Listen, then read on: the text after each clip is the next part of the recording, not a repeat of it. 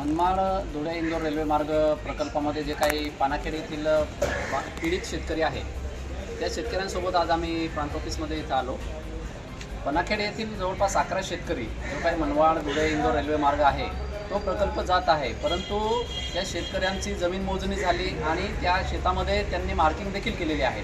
असे असताना त्या पानाखेड गावाचं त्या रेल्वे प्रकल्पात नाव देखील नाही आणि त्या शेतकऱ्यांना कसलीही तोंडी पूर्वसूचना नाही किंवा त्यांना लेखी नोटीस वगैरे कसलीही देण्यात आलेली नाही।